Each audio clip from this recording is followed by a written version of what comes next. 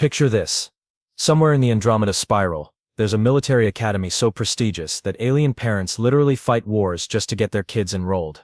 The Zephyrian Military Academy, where the galaxy's future commanders learn to blow things up with style and sophistication. Think Hogwarts, but with more tentacles and a significantly higher body count. Now, Commander Vexstar had been running this place for about 2 centuries, which in alien years is roughly equivalent to being that one teacher who's been at your high school since the Stone Age and still uses the same lesson plans. Vexstar was your typical 6-armed crystal-scaled megalomaniac who genuinely believed that his species, the Zephyrians, were the apex of military evolution. He had 3 doctorates in advanced warfare, a medal collection that required its own wing of the academy, and the kind of ego that could be seen from orbit. The problem with being at the top of the food chain for so long is that you start getting bored. And bored megalomaniacs with too much time on their hands tend to make spectacularly bad decisions. You know what would be hilarious? Vexstar announced during one of their faculty meetings, his voice carrying that particular tone that usually preceded galactic incidents. Let's invite a human child to enroll. The silence that followed was the kind you hear right before a supernova. Instructor Krexlon, a battle-scarred veteran with more scars than original skin, nearly choked on his plasma coffee. Sir, with all due respect, humans are basically evolved monkeys who figured out how to make fire. Exactly. Vexstar's eyes lit up like twin suns. It'll be the ultimate demonstration of Zephyrian superiority. We'll show the galaxy what happens when primitive species try to play in the big leagues. And thus the betting pool was born. Within hours, the entire faculty had placed wagers on everything from how many seconds until the human cries to what creative way will they find to accidentally eliminate themselves.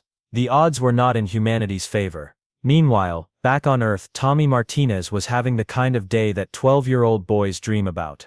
His parents had just told him he'd won some kind of scholarship to an exclusive space academy. Tommy, being 12 and therefore operating on the assumption that the universe revolved around video games and pizza, thought this was the coolest thing ever. It's a cultural exchange program. Mijo, his mom explained, carefully not mentioning that the culture in question viewed humans as a cosmic punchline. You'll learn about advanced technology and make friends with aliens. Tommy's dad, meanwhile, was quietly researching Zephyrian military tactics on his tablet and grinning like a man who knew something nobody else did. But more on that later. As Tommy packed his bags with the kind of enthusiasm that could power a small spacecraft, Commander Vexstar was already planning the welcome ceremony. Nothing too cruel, mind you. Just enough humiliation to make the point that humans didn't belong in the same galaxy as real warriors. The joke was about to begin. Too bad for Vexstar that humans have a funny way of turning jokes into punchlines. Tommy's first glimpse of the Zephyrian Military Academy was like stepping into a sci-fi movie, where the budget was unlimited, and the special effects team had absolutely no chill. Floating spires that defied physics, training grounds that could probably be seen from 3-star systems away, and enough advanced weaponry to make a Klingon weep with joy.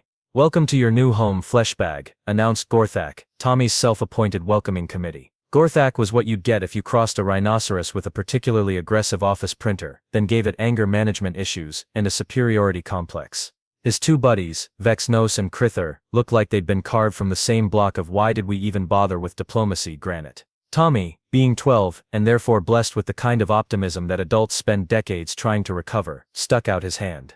Hi, I'm Tommy Martinez. Nice to meet you guys. The silence that followed was so profound that nearby quantum particles probably stopped vibrating. Gorthak stared at the outstretched hand like Tommy had just offered him a live grenade with the pin pulled. Did it just try to touch me? Vexnos whispered in horror. I think it's broken, Krither observed with the clinical detachment of someone examining a particularly interesting bug. Things went downhill from there. Instructor Krexlon, who looked like he'd been personally carved by the god of warfare and bad attitudes, assigned Tommy to Combat Class Omega. Not Alpha, not Beta, but Omega. The class specifically designed for students who were expected to either wash out or accidentally remove themselves from the gene pool within the first week. Congratulations, human, Krexlon announced with the kind of smile that suggested he was already planning Tommy's memorial service. You're now part of our special program for unique learners. The physical assessment was less evaluation and more public execution with educational value. Tommy was paired against Zixera, a timid purple-scaled alien who apologized before, during, and after throwing Tommy across the training mat like a rag doll with abandonment issues. Sorry, so sorry, Zixera kept saying, while Tommy bounced off various surfaces. I'm really the weakest one here. This is embarrassing for both of us. The spectators were having the time of their lives. Alien cadets lined the observation deck, placing bets on how many times Tommy would hit the ground before somebody called a medic. The current record was 17, and Tommy was rapidly approaching double digits. By the end of his first day, Tommy looked like he'd been personally introduced to every law of physics, and they'd all decided to demonstrate their principles using his body as a teaching aid. His uniform was torn, his pride was bruised, and his understanding of interstellar relations had been fundamentally altered. But here's the thing about 12-year-old boys, they're basically made of rubber and pure, concentrated stubbornness. As Tommy lay in his bunk that night, staring at the ceiling and cataloging his various injuries, he wasn't thinking about quitting. He was thinking about how those aliens fought, how they moved, and how their techniques had very obvious patterns. Tomorrow's going to be different, he muttered to himself, already planning modifications to techniques he'd barely survived experiencing. The Academy's first mistake was assuming that getting beaten up would discourage a human child. Their second mistake was not realizing that humans don't just learn from success, they learn from getting absolutely demolished and then coming back for more. If you've ever wondered what happens when human stubbornness meets alien combat techniques, the answer is approximately 3 weeks of the most bizarre learning experience in galactic history. Tommy approached his training with the kind of methodical obsession that his parents usually reserve for warning him about. While other students practiced their forms with the casual confidence of beings who'd been winning fights since before they could walk, Tommy was in the library at 0500 hours, studying combat footage like he was preparing for finals. He'd somehow convinced the Academy's AI to give him access to historical battle recordings, and he watched them with the intensity of a sports fan analyzing game tape. Tommy, you know the library closes at midnight, right? Zixara had become his unlikely study partner, mainly because she was too polite to tell him to stop following her around asking questions. Sleep is for species that don't need to catch up on several million years of evolution, Tommy replied, not looking up from his tablet. Did you know that Zephyrian combat forms have exactly 17 standard opening moves, and Krexlon uses number 4 about 60% of the time? Zixara blinked her large violet eyes. You've been analyzing our fighting patterns. Of course.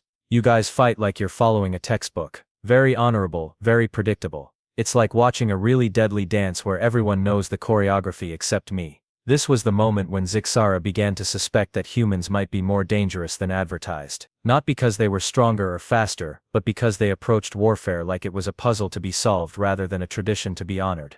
Tommy's breakthrough came during week 4, when he realized that alien combat training had one fundamental flaw. It assumed your opponent would also fight honorably. Humans, it turns out, had never received that particular memo.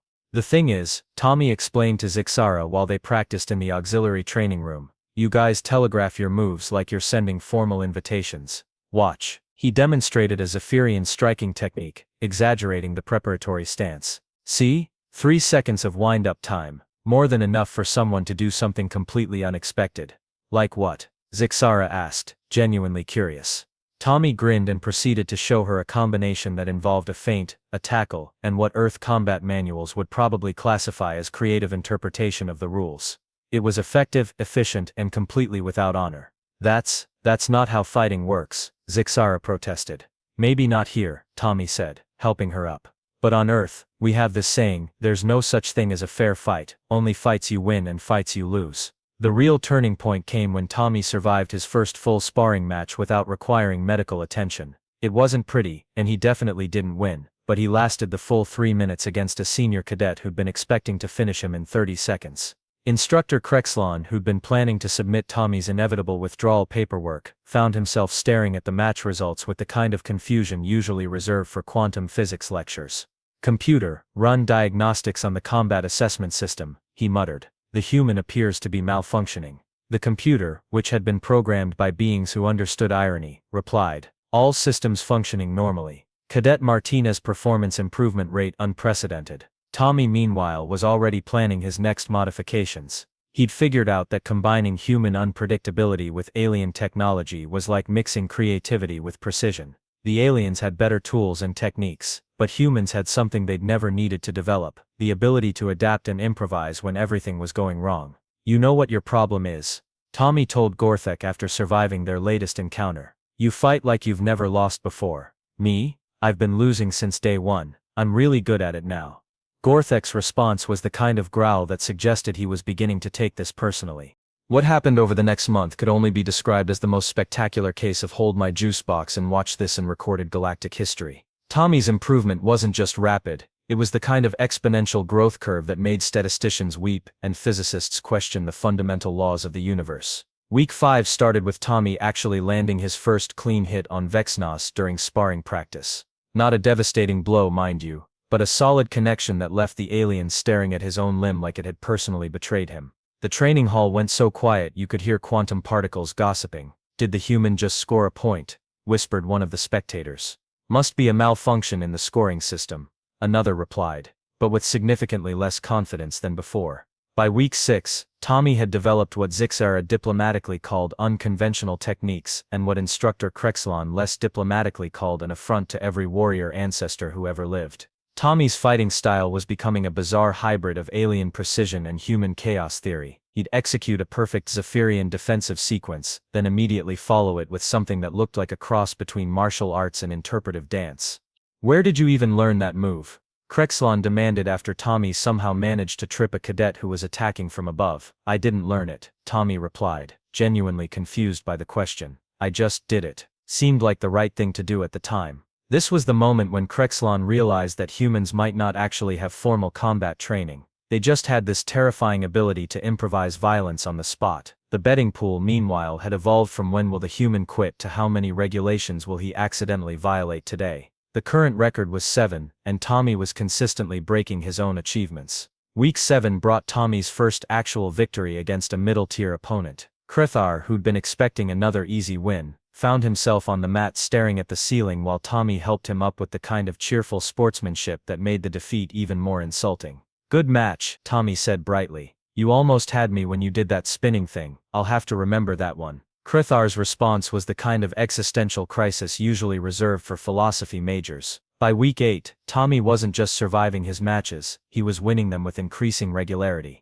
His reputation had spread beyond combat class Omega. Students from the advanced classes were accidentally wandering by to watch the human who fought like he was making it up as he went along. The feral human approaches combat like a psychological experiment, observed Cadet Throkar, the Academy's reigning combat champion. He seems to view traditional techniques as suggestions rather than requirements. Commander Vexstar, who'd been monitoring Tommy's progress with the kind of mounting horror usually reserved for natural disasters, called an emergency faculty meeting. Gentlemen, he announced, his voice carrying the tone of someone who'd just realized his practical joke had gained sentience and was plotting revenge.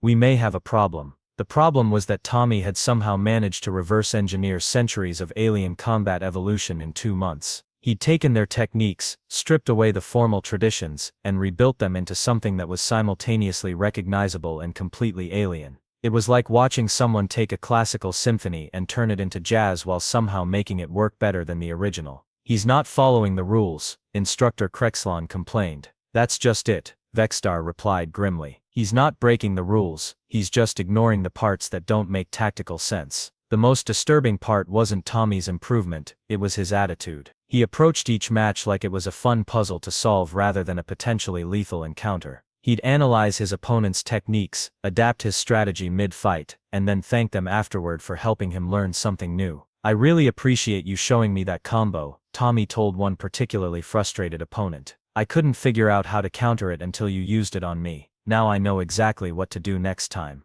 It was becoming clear that Tommy's true advantage wasn't physical prowess or technical skill. It was his complete inability to understand that losing was supposed to be discouraging. Every defeat was just more data, every injury was just feedback, and every humiliation was just another step in his educational process. The Academy's carefully structured hierarchy was starting to crack. Students who'd never questioned their superiority were beginning to wonder if maybe, just maybe, the humans had been holding back during those first contact negotiations. And Tommy was having the time of his life, completely oblivious to the fact that he was accidentally deconstructing several millennia of alien military tradition one sparring match at a time.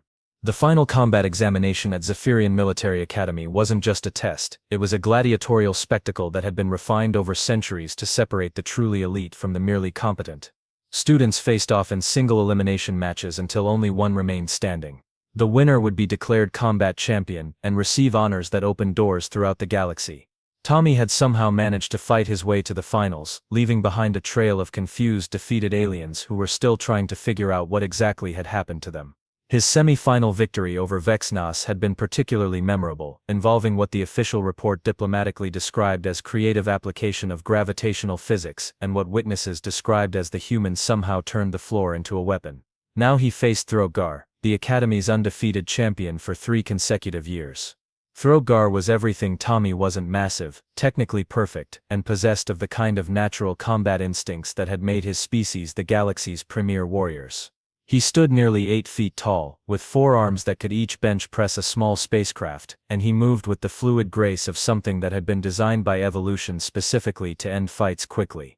"I want you to know," Throgar said as they entered the arena, "that I hold no personal animosity toward you. You have exceeded every expectation, and you have earned my respect." "Thanks," Tommy replied cheerfully, apparently missing the part where this was supposed to be intimidating. "I've learned so much from watching your matches. That thing you do with the triple strike combination is really clever." The arena itself was a marvel of engineering, a circular platform suspended above a force field that would catch anyone who fell, surrounded by observation decks packed with every student, instructor, and administrator in the academy. Even Commander Vexter was there, looking like a being who'd just realized that his elaborate practical joke had somehow evolved into a cosmic reckoning. The betting had reached astronomical proportions. The odds heavily favored Throgar, but a surprising number of spectators had put money on Tommy lasting more than 2 minutes. A few optimists had even bet on him actually winning, though those were generally considered to be either very brave or very stupid. "Combat initiation in 3, 2, 1 begin," announced the arena's automated system. Throgar opened with his signature move, the Devastator's Cascade, a sequence of strikes so fast and precise that most opponents were unconscious before they realized the fight had started. It was a thing of beauty, a perfect demonstration of alien combat evolution at its finest. Tommy's response was to do something that no combat manual in galactic history had ever suggested. He threw himself sideways, rolled under the attack, and somehow managed to grab Throgar's ankle while he was mid-strike. It shouldn't have worked. It violated every principle of dignified combat. It was exactly the kind of desperate, underhanded tactic that no honorable warrior would ever consider. It worked perfectly. Throgar, suddenly finding his balance compromised, stumbled forward. Tommy used the momentum to spring up and deliver a strike to a pressure point that Zixara had mentioned in passing 3 weeks ago. Nothing devastating, but enough to make the champion pause and reconsider his approach. "Interesting," Throgar muttered, circling now with more caution. "You fight like prey that has forgotten it is supposed to be afraid." The match evolved into something that combat historians would later struggle to categorize. Throgar fought with centuries of refined technique, each move a masterpiece of efficiency and power. Tommy fought like he was having a conversation with physics and had decided that most of the rules were more like suggestions anyway. For every traditional attack, Tommy had an unconventional response. When Throgar attempted his famous meteor strike, Tommy somehow managed to redirect the energy and use it to launch himself into a counterattack. When the champion tried to corner him, Tommy treated the arena boundaries like a jungle gym and attacked from angles that shouldn't have been geometrically possible.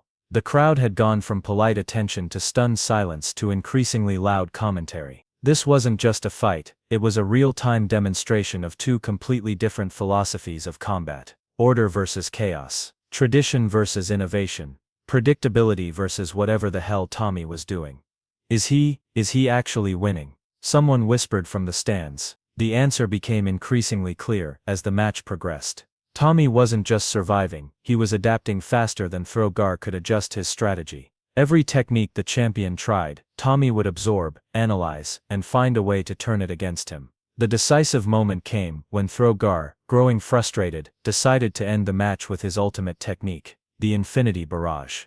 An attack so complex and overwhelming that it had never been successfully countered. 4 arms moving in perfect synchronization, creating a web of strikes that covered every possible escape route. Tommy's response was to do the one thing that no alien warrior had ever considered. He didn't try to block or dodge. Instead, he stepped directly into the attack, accepting several hits in order to get close enough to do something that would probably be illegal in most civilized star systems. He hugged Throgar, not a grappling hold, not a submission technique, Just a straightforward human hug that completely disrupted the champion's attack pattern and left him standing there with his arms awkwardly positioned around a 12-year-old human who was apparently trying to comfort him. "Thanks for the great match," Tommy said, still hugging. "This has been really fun." The confusion was enough for Tommy to execute his finishing move, a technique that combined a Zephyrian nerve strike, a human wrestling takedown, and what could only be described as applied optimism. Throgar found himself on the mat, not unconscious but definitely defeated, staring up at a human child who was offering him a hand up. The arena was silent for approximately 3 seconds before erupting into the kind of chaos usually reserved for natural disasters or really good sporting events. Commander Vexstar, watching from his observation deck, looked like a being who'd just realized that his species' entire approach to warfare might need some fundamental revisions. The joke was definitely on him now. The graduation ceremony at Zephyrian Military Academy was traditionally a somber affair, filled with ancient rituals, formal presentations, and the kind of dignified pomp that reminded everyone present that they were witnessing the birth of the galaxy's next generation of military leaders. This year's ceremony would be remembered for entirely different reasons. Commander Vexstar stood at the podium, holding a medal that had been crafted from rare metals found only in the cores of dying stars. The Medal of Combat Excellence, awarded to the Academy's top graduate, had been worn by generals, admirals, and planetary conquerors.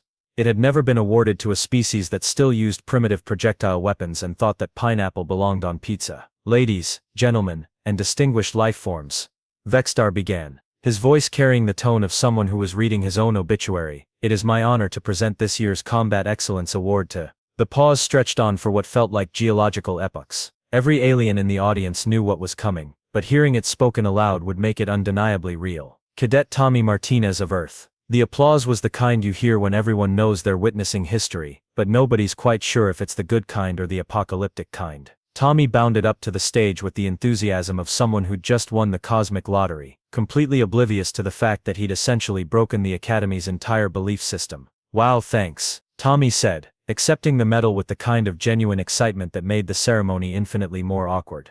"This has been the best 6 months ever. I learned so much from everyone here." Throgar, sitting in the front row with his arm in a ceremonial sling, managed something that might have been a smile. Getting defeated by a human child had been humiliating, but watching that same human child treat the victory like a fun learning experience had been oddly educational. "I especially want to thank Instructor Krexlon," Tommy continued, apparently deciding that acceptance speeches were another human tradition that needed to be shared. "He taught me that losing is just another way of learning, and boy did I learn a lot those first few weeks." Krexlon, who'd been planning to retire after this semester anyway, looked like he was seriously considering whether other career options might be less psychologically damaging.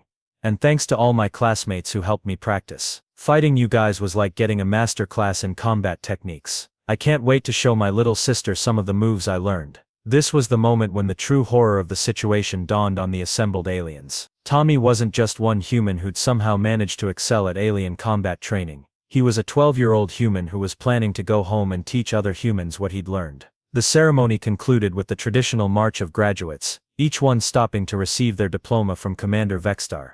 When Tommy's turn came, Vexstar leaned in close and whispered, "Tell me honestly, human. Was this all some elaborate plan?" Tommy looked genuinely confused. "Plan? I just tried to do my best and not get hurt too badly. Why would I need a plan for that?" Vexstar stared into Tommy's eyes and saw nothing but sincerity, and the kind of innocent determination that had apparently been weaponized by evolution. "Never mind," he muttered.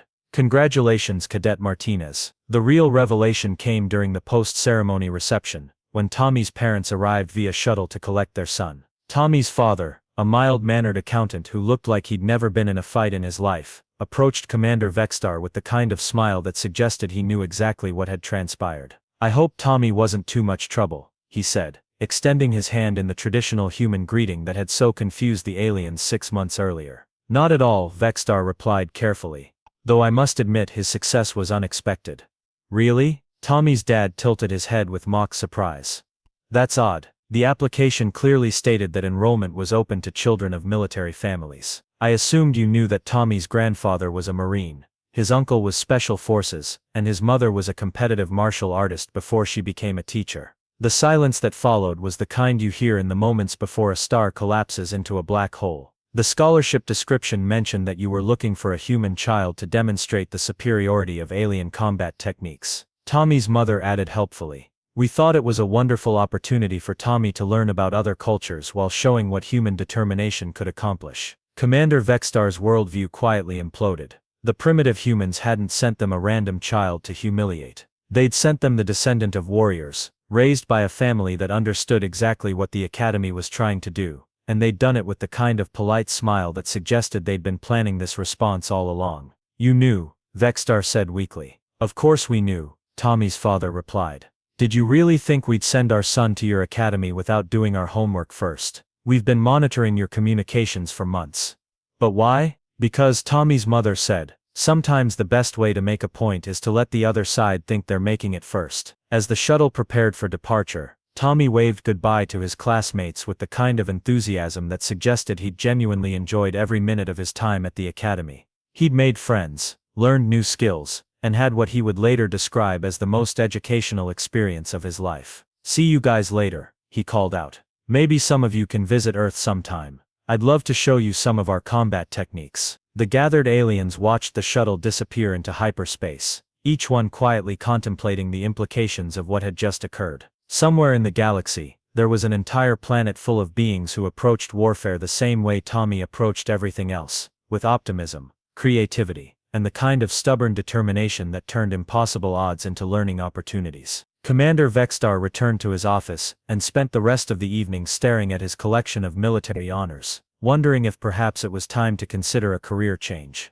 Possibly something in agriculture, where the worst-case scenario was a failed harvest rather than accidentally discovering that your species' entire military philosophy might need a fundamental overhaul. Back on Earth, Tommy was already in the backyard, teaching his 8-year-old sister Maria some basic defensive techniques he'd learned from his alien classmates. The neighbors who'd grown accustomed to the Martinez family's eccentricities barely looked up when strange blue energy effects started emanating from their yard. The trick is to remember that every technique has a counter, Tommy explained, helping Maria practice a move that would probably revolutionize human martial arts. You just have to be creative about finding it. Maria, who'd inherited the family's particular approach to problem solving, grinned with the kind of enthusiasm that suggested Earth's next generation was going to be even more interesting than the current one. And somewhere in the Andromeda spiral, an entire military academy was quietly revising their entrance requirements to include a clause about no more humans ever, under any circumstances. We're serious this time. The joke, it turned out, had been on everyone except the ones who were laughing.